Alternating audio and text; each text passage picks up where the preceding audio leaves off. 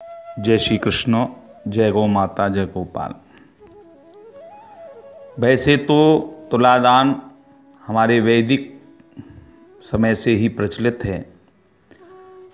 कई कथाएं वैदिक समय की अन्य अन्य युगों के साथ होते होते कल युग तक तुलादान की प्रचलित हैं। श्री भगवान कृष्ण की द्वारिका लीला में एक कथा बहुत प्रचलित है। एक बार नारद जी ने भगवान की पटरानी श्री सत्यभामा जी से कहा कि जो वस्तु हमें जन्म जन्मांतर में आवश्यक है उस वस्तु का इस समय तुलादान उस वस्तु का इस समय दान कर दें। वह वस्तु हमें अगले जन्म में प्राप्त होती रहेगी। सत्यभामा जी अपने प्राण प्रियतम द्वारिकाधीश भगवान श्री कृष्ण से अत्यधिक प्रेम करती थीं। नारद जी की बातों में आकर के श्री सत्यभामा जी ने भगवान कृष्ण का दान श्री नारद जी के लिए कर दिया। अब नारद जी भगवान को लेकर के चलने लगे,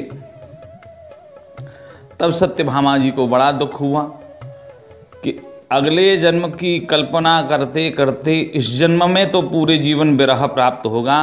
इसलिए नारद जी के सामने रोने लगी, गिड़गिड़ाने लगी। नारद जी ने कहा कि इनकी बराबर का आप हमें स्वर्ण दान, संपत्ति दान करें, हम इनको छोड़ देंगे।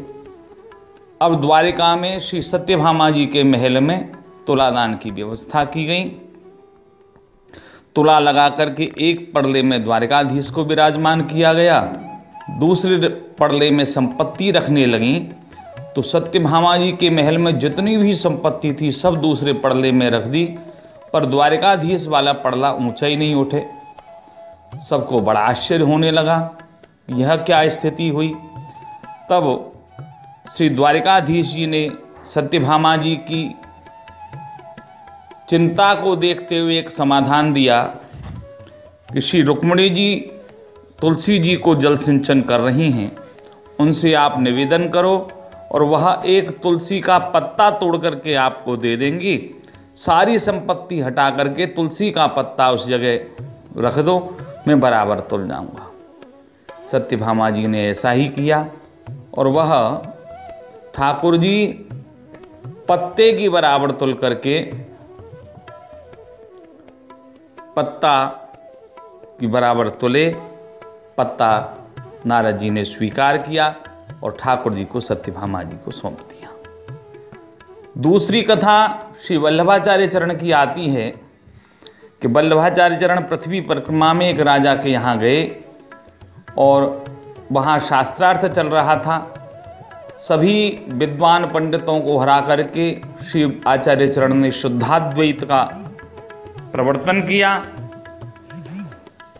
और विजय प्राप्त होने पर राजा ने उनकी बराबर सोना उनको दिया, तोल करके तुलादान करके सोना दिया। आचार्य चरण ने सोना स्वीकार नहीं किया और जितने भी विप्र वहाँ उपस्थित थे वह सोना उन सब में वितरित कर दिया। आज श्री गौ माता की कृपा प्राप्त करने के लिए गौशालाओं में तुलादान की व्यवस्था की गई है। जो भी व्यक्ति अपने जीवन के कष्टों को सात्विक पद्धति से समाप्त करना चाहें या समन करना चाहें या उसका समाधान करना चाहें, तो गौशालाओं में जाकर के अपनी बराबर की सामग्री गौ माता के निमित्त गौशालाओं में दान करें। वह तुलादान का संकल्प, तुलादान की व्यवस्था जो सामग्री गौ माता की सेवा में प्रयुक्त होती है, उससे जीवन के कष्टों के प्रति समाधान प्राप्त होता है। यह ज्योतिषीय परंपरा भी है और वैदिक परंपरा भी। तो हम तो सबसे यही निवेदन करेंगे। एक श्लोक भी प्राप्त है बड़ा सुंदर, लवणायुत सिता वस्त्रादिभिर यथाशक्ति क्षिपेत अभीष्ट सिद्धये कैवल्येक द्रव्येण तुलादान कार्यम। कहने का अर्थ है गुड़, खल, दाना सब मिलाकर के अपनी बराबर का तोलें अथवा एक ही द्रव्य अपनी बराबर का तोल करके गौशाला में गौ माता के प्रीत्यर्थ यदि हम दान करें तो हमें ज्योतिषीय लाभ प्राप्त होगा। और यह तुलादान की परंपरा वैदिक और शास्त्रीय भी है। जय श्री कृष्ण।